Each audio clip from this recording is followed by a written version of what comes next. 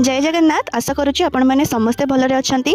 आज आम बनइबा fried rice. हाँ, आम ताको वेज बिरियानी भी कहीपर, जोटा कि खाइबा पई बहुत टेस्टी भी हेल्दी भी। तापाई मुझे वेजिटेबल्स नहीं, फुलकोबी नहीं, गाजर नहीं, बीन्स नहीं, पनीर नहीं, भी सोयाबीन भी नहीं, ग्रीन मटर भी नहीं। आपड़ चाहिए अन्य वेजिटेबल्स भी ऐड करें। सॉरी पनीर आउ सोयाबीन आम वेजिटेबल्स भितर जाएनी, मुझे भी यूज करी। फास्ट आम सब वेजिटेबल्स को बहुत ही छोट छोट छोट करके काटी नबा। तापर सोयाबीन को ताको भलसे सिझेकी सेटारू पानी बाहर करदबा।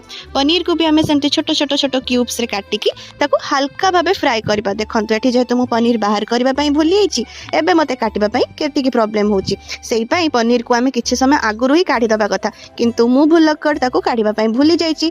तापर आम सेही पनीर क्यूब्स रे टिके लंका गुंड, हलदी, लुण, जीरा गुंड और कॉर्नफ्लावर पकेकी ताको भल भाबे गुळै नबा।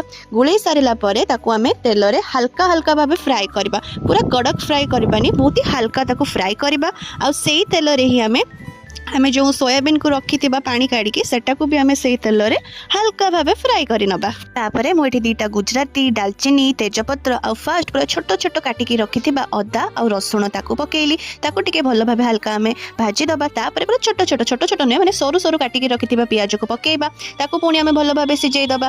तापरे आमे जेतिकी भी वेजिटेबल्स काटिकी रखी सेटा को पकेई देकी लुण, हलदी, लंका गुंड, जीरा गुंड, धनिया गुंड आ टिके बिरयानी मसला पकेइकी ताको भल भाबे आमे सिझेई नबा। एमिति फ्राइड राइस करके खाइबा मोर एटा ऑल टाइम फेवरेट। किछि भी ओकेजन हो, किछि भी हमर जति कार बर्थडे थिबो, जेमति कि मो पापांकर कि मो भाईर आ साधा बार रे पड़िथिबो, एई फ्राइड राइस तो हबा माने पूरा जेमति मैंडेटरी, एटा हबो ही हबो। आ एटा खाइबा पई एते टेस्टी लागे। ता संग को हमें किछि भी मते दरकार नै, बस टिके कुकुम्बर दरकार।